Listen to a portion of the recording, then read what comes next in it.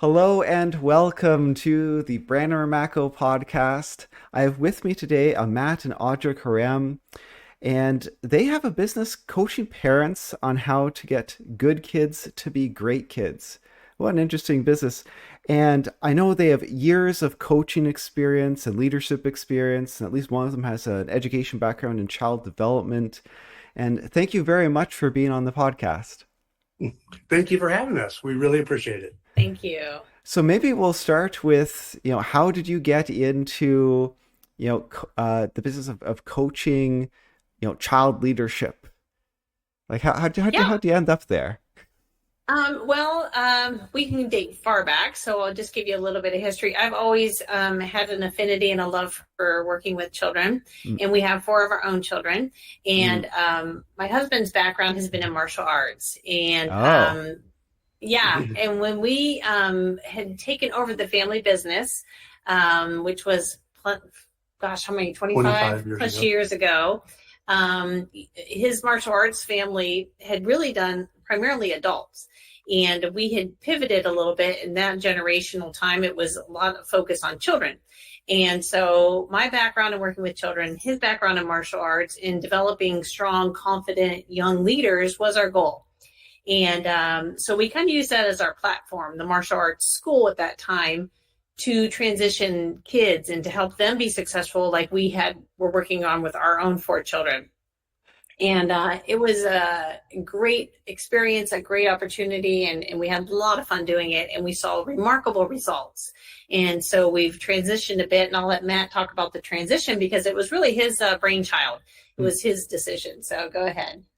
Well, we really enjoyed the parents that came and brought their children to our classes physically, right? And in talking with our parents, most of the parents really wanted the martial arts manners, if you will, Mm. but without kicking and punching, right? Yeah. So they wanted discipline and respect and focus and courtesy. And so that was their primary driver for at least 80% of the parents that came to join us. And when we hit COVID, it really made it a challenge. We had our physical location for 45 years in Ohio, and my father had started it. And so I started in the martial arts business when I was 5 years old, and really enjoyed it, loved it. And so we knew that we wanted to raise our children in a similar environment, because the children end up being very respectful. The children end up being very inquisitive. The children learn the discipline and the focus and all those transferable life skills that we want so they can be successful in life. Well, when COVID hit, our governor in Ohio closed us down for 3 months, and then came back a little bit later and said, each student has to stand in a 6 foot by 6 foot square. You can't help and touch them. You can't this, you can't that, and so when you're asking a 5-year-old to put out their right leg or their left hand, a lot of them have struggled between the right and left Hmm. in the Hmm. beginning. So it's our job as educators and teachers and parents just to help show them, right? You guide them. And Hmm. we couldn't do that. And so Oh, the the parents were like, struggles. why am I bringing them? You can't touch them. You can't get in the square. You can't. So what we decided to do was take the lessons that we had been teaching for 45 plus years, where we had adopted them or adapted them, let's say, for children to go online. And so we hired designers, animators. We created characters. We let the kids vote on them, on the ones they wanted to use. And then we named them with the kids voting on them. And so we took our curriculum where we would normally stand in front of the class and say, okay, this week we're going to work on manners. And this week is all we want you to do is say, please and thank you. Okay. And so the parents, everything we did, the parents were like, I like that. Yes, I want that. That's a good one. And so then we would give them a paper that they would take home with them. And that was just the gentle reminder for everyone in the household to observe those good manners as best Hmm. as possible. And then the next week, the children would bring that paper back in, and mom or dad or grandma and grandpa, whomever the caregiver may be, would then comment, yes, they did a great job, or we need some more work. And so that was our big pivot, was taking our curriculum, putting it online so that we could do it really across anywhere. So that's been our big goal and direction change, that it took a considerable investment, and it's taken at least 3 years of work. You'd be surprised. You see a movie on TV and you don't think about what went into creating it. It's a challenge. And so it's been super fun, and lots of benefits. So we have some schools participating, and now we're on YouTube, which is super exciting. And the videos are very short, which, because we aren't a big fan of excess screen time for these little ones too. So, For sure. But they teach, valuable life lessons. So we want our parents to feel good about the screen time they spend with us. And so each video, the shortest is 3.5 minutes. The longest is 7 minutes. You want to make sure that it's on point for that age group, which we are, between the ages of 3 and 9. And each video has to teach only one concept. And you want to make sure that the kids, when they leave, they get the idea of what they learned. And with children, sometimes that's difficult. They can watch the episode, and when they're done, you ask them as a parent, what did you learn? And you'll find it may be a little different than what you think they learned. And so then you can guide them. But this has been a mission of our family, so to speak, was to grow confident children with good character development and leadership development. This is our next generation. And we wanted our children to do better than we did. And so the way to do that is equip them with skills and tools to make that happen. And so we really enjoy it. We miss seeing the kids on a daily basis, and their growth and their development. But this is the next best thing. And so that is not the short answer, yeah. like I said. No. But so I'm sorry. We just basically say better habits. We can build in our kids a better future for them. Now, I came up with a lot of questions as you were saying your story. Leadership, building leadership skills, building character, being polite, things like that, particularly in the States, is considered a little bit right wing. You mean by some people, traditional values? Traditional values. That's the word I was searching for. Yeah, that's interesting. We haven't heard that before. We just believe, we want to raise kind, good leader people, and when you have those characteristics of being kind and helpful and inviting to others and sticking up for somebody who's being bullied, we feel that automatically elevates you to a leadership position. And so right wing, I don't know, but we think there's I'm glad values. It hasn't come up. It's just, as you're saying that, I'm like, I'm scared, if there was basically political pushback because this is traditional values. So thank goodness there hasn't been. Yes. And some, we've found that just even in our martial arts school, that approximately 50% of our students, let's say we would teach on average 220 students a month, okay, that fit this age group. Roughly 50% of those children were being raised by a single parent. Oh, wow. 25%, so for a total of 75, the 50 plus, 25% were being raised by grandma and grandpa. Wow, okay. And the last 25% actually had both a mom and a dad in the household, right? And so, I'll give you an example. One of our, let's say, weekly lessons that we would employ, our curriculum is set up to where there's one learning unit monthly, and then there's 4 for the weeks in that month, lessons that they go home and practice that support that learning unit, okay? And so one of the weekly lessons we had them do was make their bed, which doesn't sound challenging, but out of the whole year's curriculum, that is the lesson I got the most pushback from parents. It was incredible. They're like, why do they have to make their bed? And all this, Well, I felt vindicated in a way when, I don't know if you've seen the book, Make Your Bed, with the gentleman Admiral that made his commencement speech.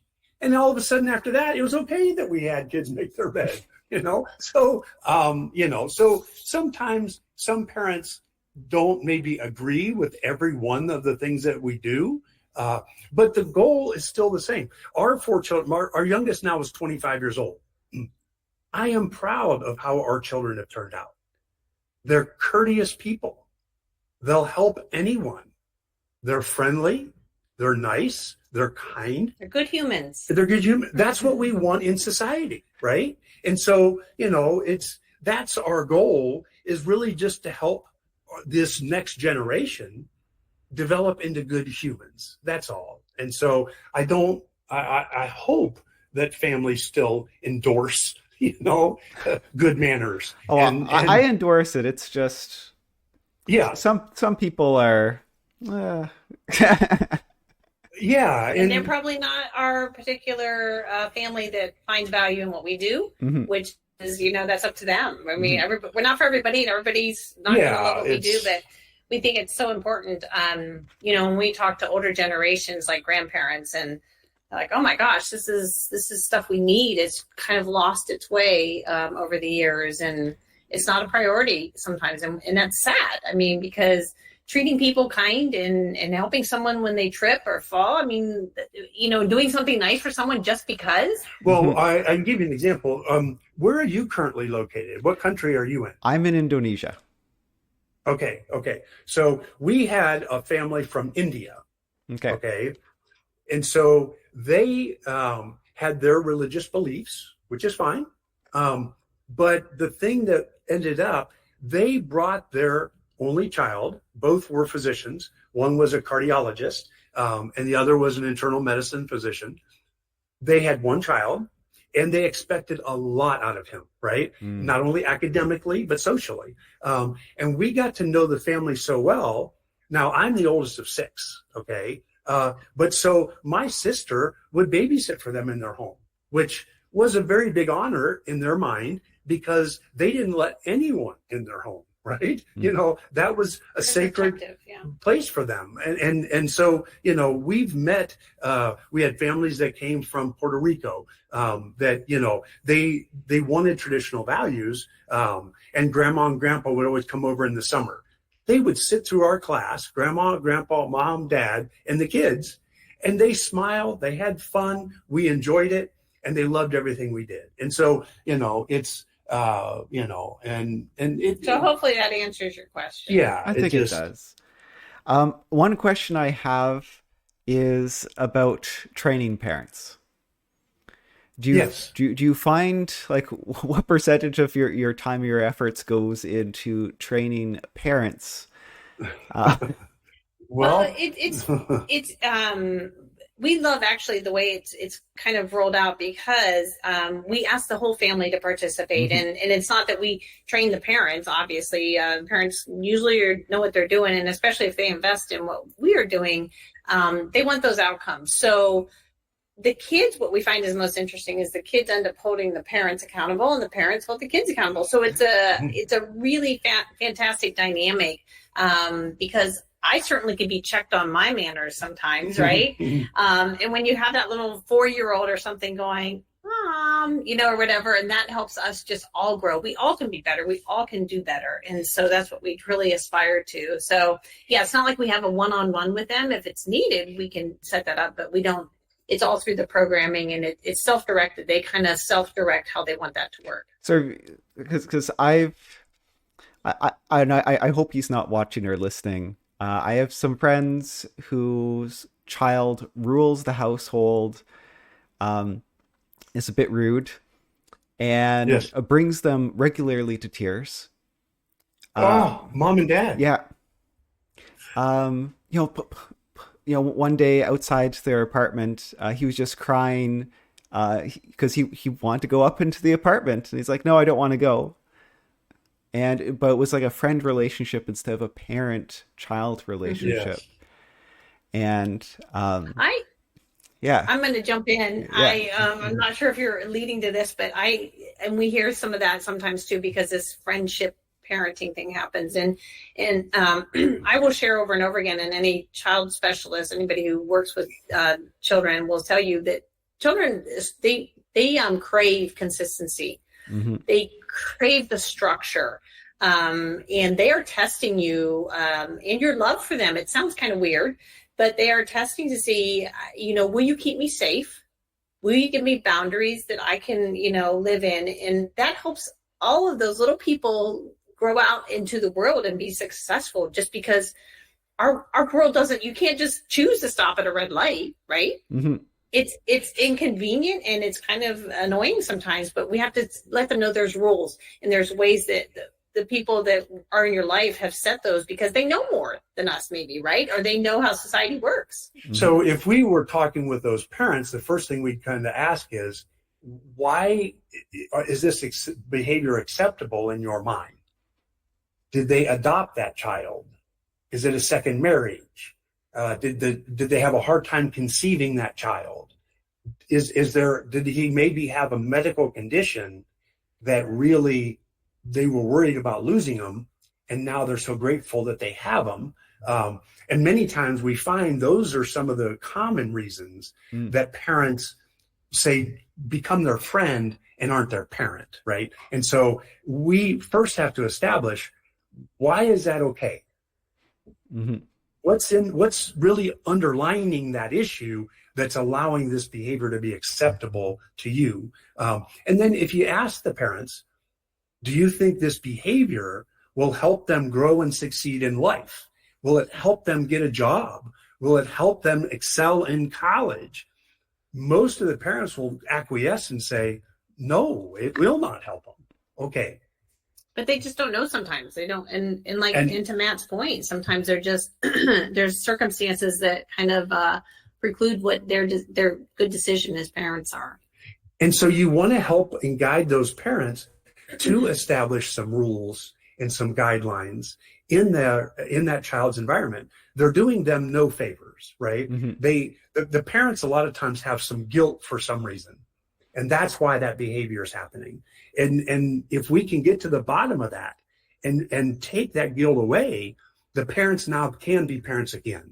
And so that's the important part, is that they see the needs of the child, recognize that it's in the best interest of the child, and start to parent that child with rules, with guidance and direction. We don't advocate, hurting the child or being mean in any way, but we do advocate boundaries, and we do advocate that there are consequences, right? I read a book at one time, and it just talked about unintended consequences. Mm-hmm. And, and when you look at the end of the day, you can see negative results, then, step forward, and so, yeah, I'm sorry to hear that for the child, right? Mm-hmm. The parents aside, well, the parents too, because you don't have joy in parenting, and not that it's joyful all the time. I think if you're a parent, you get that. But yeah, it's let's do the journey together. We'll give you an example. We had my wife Audra would generally answer our phones when people called in. She had a mom that called in that had she was crying in the closet. She closed herself in the closet, and the 4-year-old or 5-year-old was pounding on the door trying to get to mom. And she's calling my wife saying, what do I do? So, now that's an extreme case. Don't misunderstand me. But so, we worked with her for about 3 years. And after that 3 years, dad was happy and content. Mom was so happy, enjoyed and the child was actually benefiting, thriving and growing by adding some discipline and rules and some consequences. And the whole household, after some time, was doing tremendously better. And so we felt that that's a very positive outcome. And I'll add in another positive outcome is my sister, and I hope she's listening, because I love if I could raise my kids as well as she has. Wow! Congratulations! Because her kids, they say all the time, I love mom. Mom's the best. Mom and dad are the best. And she lets them be inquisitive. Yes. Mom, can I stay up just 20 more minutes to watch my show? She'll let them make a case, but boy, do they respect. If she puts down the word of law, her word is the word of God, and they're like, okay, that's the way it is. It's like that's the law of the universe, and they're happy, and they Mhm. love her. Like a lot of people think if the discipline or having rules or boundaries, you can't have a good time with your kids and you can't love each other, and Right. definitely not the Yes. case. There's And I'm sorry, go ahead. there's one thing that she does, and she's a nurse by training.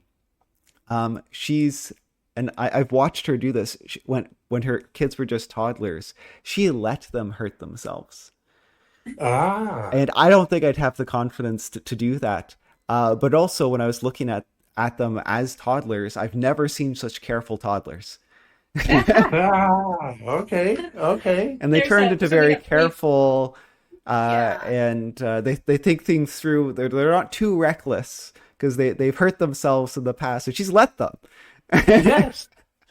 Right. They're, yeah, within limits, and that's responsible parenting, obviously within limits. Mhm. Yeah, there's an old saying, once burned, twice learned, and so okay, I figured it out, and but yeah, within reason, Mhm. we advocate that. But I think another key point that your sister probably does is allows them opportunities to be successful. Like one of our missions, we call it, for the week that a child might do, and we start as young as 3, is help clean up a room or something, and we get it. As a 3-year-old, you can't do a lot to clean up a room, but I think when we challenge our kids to do that, like, hey, everybody, you pick up the pillows and put them on the couch. And wow, to see how our children start to feel like I'm part of the family and I can do things, rather than just make a mess and, finger paint messy or do destructive things. When they see that they're helping the family, it's amazing to see how much that strengthens them. Does that make sense? Yeah, yeah. My little contributions. I was babysitting her kids, which are a dream to babysit. Um, they were at the age where they weren't doing too many chores yet, and I think 8 years old or something. And he asked me, well, what's for dinner? And I was like, I don't know. What are you cooking? He's like, I don't do cooking. You don't do cooking yet? Okay, well, for the next weekend, you're doing 100% of the cooking and the dishes. Ah, Congratulations. And Yes. I heard well done. more recently, he's 12 years old, that he sometimes says, "Hey, mom, can I cook dinner tonight?" Oh, awesome. Right? Congratulations. And there's pride there that, you know what, I'm gonna cook. Yes. I want my cooking tonight, and I'm gonna share it with the family. Yep. You made them feel Yeah. empowered. And even though probably with you doing that, and that's sometimes what we recognize and we see with parents is it harder to help them grow and be empowered? Yeah, I'm sure the kitchen was a disaster, Sure. right? But And the There were a couple outcome, burns too. yeah, right. And that's okay. You were willing to take the extra effort and time to teach, mentor, show, help out. And when you do that, then they're yeah. empowered. I want to give you an example. We had a family that had 3 children. Okay. There was a boy that was the oldest, the daughter was the youngest, and the middle child was a male that was disabled. Okay. And so mom had the kids come into class, and we gave them this assignment to help some way that mom says is okay in the home to clean a room. Right. So it might be pick up this or do this, whatever mom identified that she needed or wanted done, follow, And right? I'll interject. This is our teamwork mission. So Right. it's, as a family, we're a team. So Mhm. everybody has a responsibility. So go ahead. Thank you. Right. So the first thing I'd always ask children is, what team are you on? Right. And they would all tell me, I'm not on a team. I don't play any sports. I said, think about it. Yes, you are. It's called family. Right. That's the team you're on. Right. And we all have to pull our own weight. It's not fair if mom does all the work by herself, right? Or Mhm. dad, or vice versa, right? And so to get back to the story, the middle child, mom awarded jobs or tasks to the oldest boy, to the youngest daughter, but the middle child, she didn't give him anything to do. She felt in her mind he was already burdened so much on daily living that she didn't want to throw anything else on there. Okay. Mm. And to us, that's mom's prerogative. She knows her household, that's her family, and she runs the ship. Right. And so, but you know what? 2 weeks later, after the chores were all assigned and those duties and tasks the other kids were doing, she came in and said, we need to talk to you. And I said, well, what's going on? She says, my middle child is acting up like I've never seen him.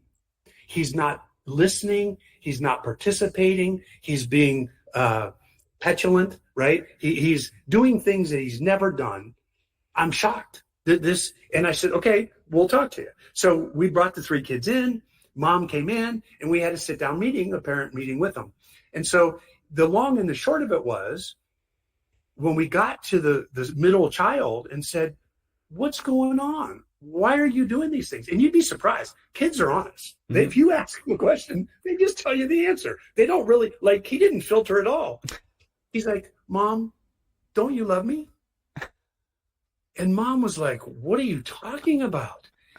And he said, everybody else has jobs to do, and I don't have any. Yeah. He didn't feel included. Mom started to cry. She was really upset because she thought she was protecting him. She thought. So she said, okay, before they left, he had jobs to do.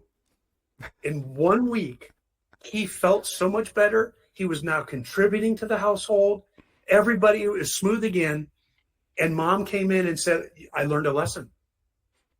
He wants to be treated like his brothers and sisters, regardless of his disability.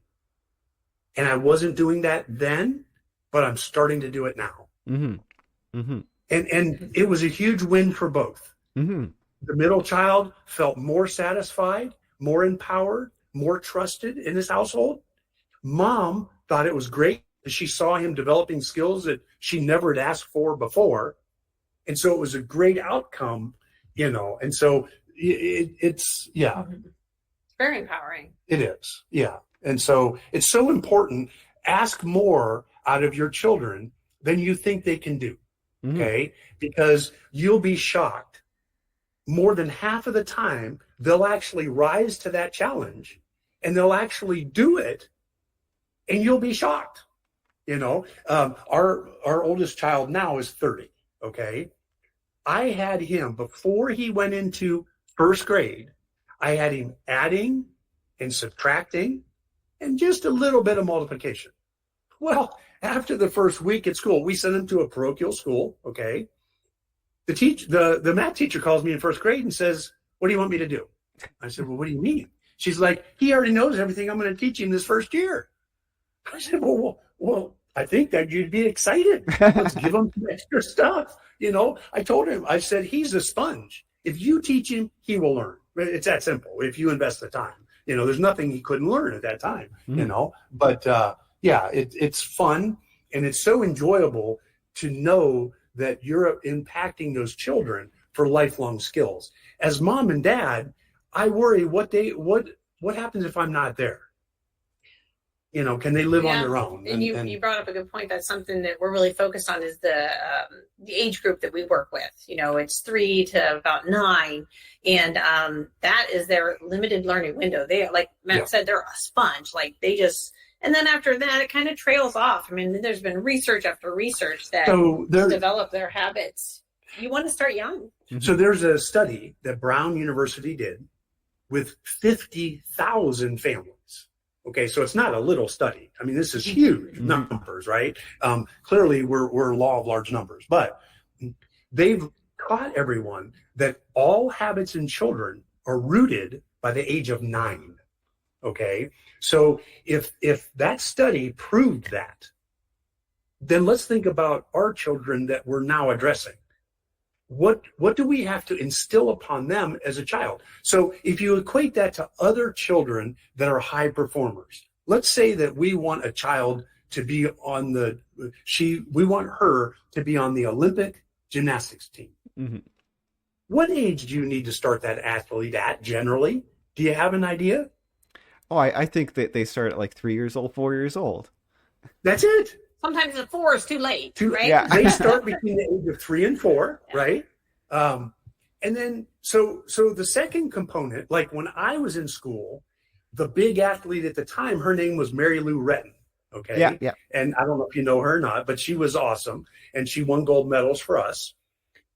Did she get there on her own?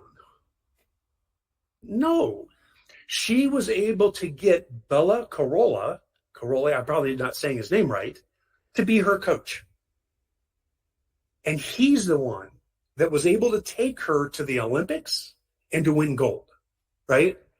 And there's so many children too now that don't have good coaches, that have tremendous potential, that could do anything they want to do, but they don't have parents slash coaches. I think every parent's a coach, right, with their children. That they're not challenging them. I'll give you an example. We have a nephew that went to a public high school, and he really got B's. Wasn't excited, didn't like the school, didn't, and I'll make a long story short. He now is a retina surgeon. He has a photographic memory. He was so unchallenged, if that's a word, okay, in high school that he didn't want to go. He was bored to death. When he got into medical school, he's like, finally, I can learn. And most kids can't take the let's say the pace at which the information is disseminated. He didn't even go to class. He just watched the videos of the teacher and at 2 times the speed to learn, right? So you can't judge the kids by how they're performing sometimes when you're not actually challenging them yet. And they don't have a reason to just like my nephew. He went to school for the 12 year in high school. He went 12 years after high school, right? So, and to be that, it's a huge, amount of body of work. Commitment. And as an example, he got the highest score on his boards that anyone in the college ever got in the history of the school, right? Yeah. So you just don't know until you challenge them and you expect more from them. Help them trust themselves, just like what you did for that child in allowing them to cook for the week and trust themselves, think on their own, and contribute to that household is enormous. Congratulations for doing that. That's a top-notch move. Thank you. And what you're saying corroborates my own research and my own plans to homeschool my kids. I will likely have the luxury of doing so with my wife, because I wasn't challenged very much, and I felt like I needed more of education, and education standards are falling. Yes, they are. And I was talking to an education expert a couple weeks ago, and I asked, like, do you have any ideas about what people can do? And they're like, yeah, because not everyone can homeschool their kids. Sure. Yes. Well, my background is in teaching physics, and so I'm not currently a college professor, but I was a college professor for 7 years. Sure. And yes, the high school curriculum was going through a change as I was basically starting my teaching career, where they were starting to reduce basically the requirements and reduce the outcomes that they were expecting students to be able to perform. And already high school teaching is known for being like, okay, this is the same questions that's going to be on the test. Just memorize these questions. So the expectation is, okay, I don't have to learn anything. I just have to memorize that. And they learn, okay, if the test is just the example in class with different numbers, that's why I have to learn. I don't have to pattern recognition instead of learning concepts. And so I was guilty of that. Yeah. Well, humans are such great. They're so great at pattern recognition. That's so much easier for them. Yeah. Yeah. Yes. But it's such a disservice. Yeah. Oh, it totally is, particularly with physics and mathematics, which is so cumulative that you have to have virtually 100% understanding or else you start to get lost. Ah. So here I am teaching university physics, and all of a sudden, and I wasn't the only one to find this, but about 50% of the students were failing. Now, before it was 30%. Physics and university level physics is hard. Yes. But all of a sudden it jumped to 56. Actually, it was closer to 60%. 60% of students are failing, not just my class, but all the classes. Um, Yes. and what's going on. And you learn that they don't understand how fractions work. They don't understand how brackets work. They don't understand Right. grade 3 or 4 mathematics. And they never had to learn. Right. It's too late at that point when we are currently in the state of Arizona. Um, and so we have one son that graduated from Arizona State University with a bachelor's degree in film and media. Well, what we learned and recognized was they now test for admission into the university all subjects, English, math, etc. And they now have almost 1 year of remedial education at the college level that does not even count for credits if you're behind in those subjects. It's a shock. Mm-hmm. The high schools need to do their job to get you ready so that you are successful in that college career. That's why the average college career is now 5 years for a bachelor's degree or 6. It's because they're spending half their first year just in remedial education that should have been learned how long ago? Our oldest boy, he was going between 8th and 9th grade. I had him take the ACT. Oh, good for you. He then went to Kent State University here that was in Ohio. And so my wife drove him down every day in 9th grade to do one class at the college and then come home and do the rest at the high school. Then the next year we did 2 classes. Then the next year we did 3 classes. Now, yes, it was a big commitment on our family's part. And everybody can't do that. And everybody can't do that because she drove him down. But I always thought, if you're going to get in the game, let's say college, right? Then let's put you in the game. And then you can learn at a young age what's expected, what you have to do. And then you now know, do you want to go or don't you? And the plus was he earned such high marks that he graduated from Ohio State University. So that's a big university here in the United States. And with honors, right? And he excelled and did well, but because he knew what was expected, he knew what he had to do, and he didn't have to spend his first year playing around to learn it. He knew it going in because he did it. And so I'm really an advocate that if you want somebody to be prepared for something, introduce it as early as you can for ultimate success. Yeah, I personally didn't get that lesson till Calculus 2 first year university. The first time I had to study and figure out how to study. And yes. It was a lesson. And actually, I'm mad at myself. I was telling my wife actually just the other night, because I think that was the only class I had less than 80 in. And I felt very almost lost. Like, what's before the final exam? I'm like, what happened? I didn't know how. I didn't have any of the skills. I didn't. Yeah. Right. Because everything had been so much easier before that. And so advice to parents. On that last podcast, I said, well, I guess you can hire tutors to push them, Sure. not just don't do just what your teacher says, but what about all those extra questions in the book? Get your kids to try to explain to you, because explaining is at the top, peak of the learning pyramid there. If they can explain it to you, then they understand. The material. Yeah. Absolutely. Yeah, National Training Laboratories in 1964 introduced. They were looking for a retention model. Okay, they were doing a test to see if we teach something a certain way, will it improve or reduce retention, right? And they went through many gyrations, and finally they came up with a pyramid. And so the long and the short of it is, which we believe in educating children. Step 1 is you want them to watch it, see it, or observe it, okay? Mm-hmm. And that generally accounts for 20% of their retention, okay? And that's what our videos do. That's what the videos do. The second step is discussion.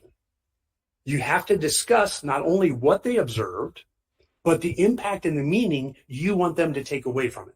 Because at the age the kids are, you can't assume they took away the same message you did. Yeah. That second step of discussion actually increases the retention to 50%. Okay. And the third and final step is actually practice when they have to do it. Okay. And that increases their retention to 75%. ultimately what you said is when the children either teach their other siblings or parents, their retention goes to 90%. Okay. Mm-hmm. And so that's how we believe in teaching the children. Yeah. And so that's been our main philosophy for forever. And so that's why in our system, they watch the video, we give the parents discussion questions so that they understand the message, and they practice it for 1 week. Yeah. And so that gives them the best chance of the highest, not only retention, A success in it. Yeah. but success. Yeah. Well, and you also mentioned you follow up and you ask them, like, how did things go? Correct. Metacognition. Do I Correct. know what I know? Right. And bringing that loop around Mm-hmm. to see, did they do it? Did they misunderstand?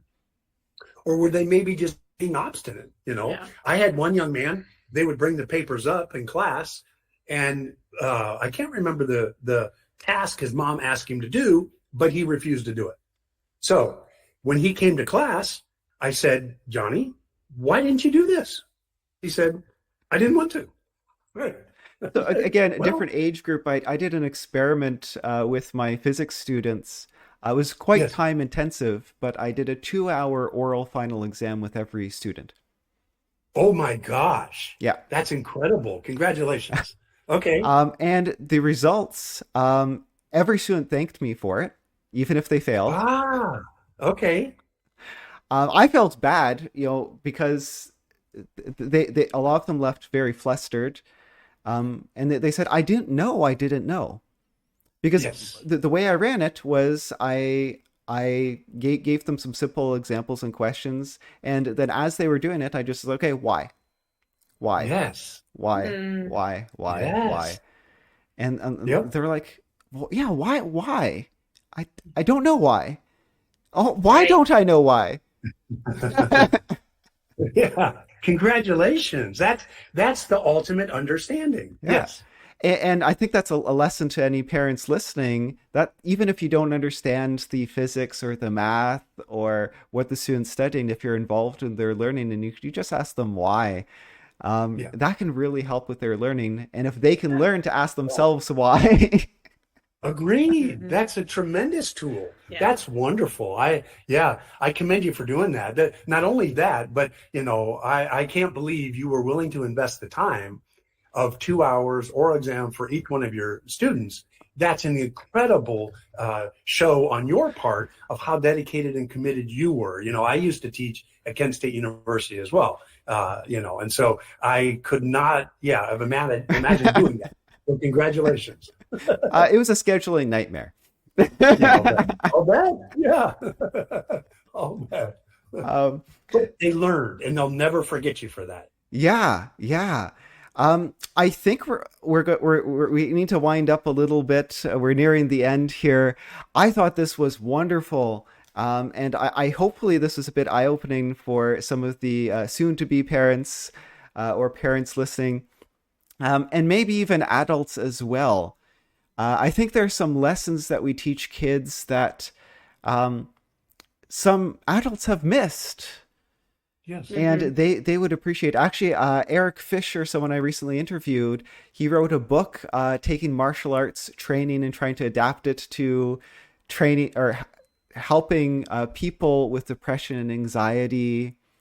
Oh, yes. And actually something I read on your website, positive self-talk, which he Yes. also needs to train adults with. It's a big Yes. problem with adults. So better to start young, right? Absolutely. Oh, huge. It's incredibly valuable the younger you start.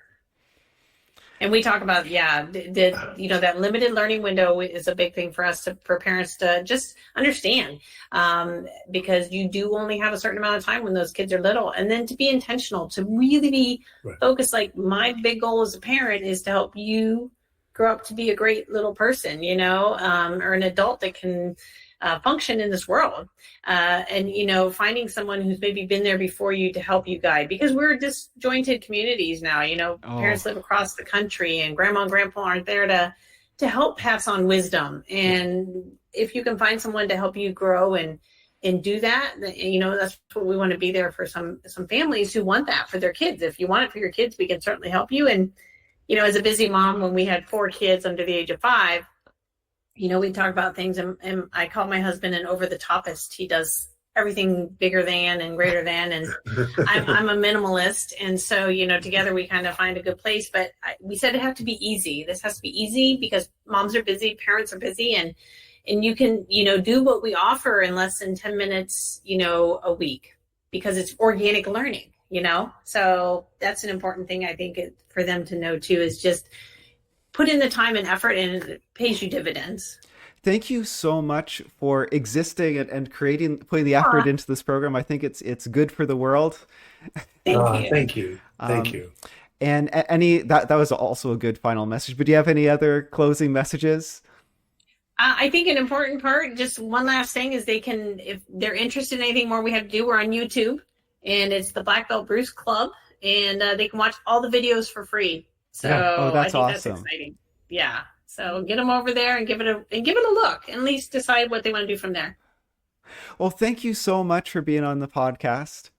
Thank you. Thank you. We've really enjoyed it. We appreciate it. Okay. Thank you to all our listeners out there too. Cheers, everybody. See ya.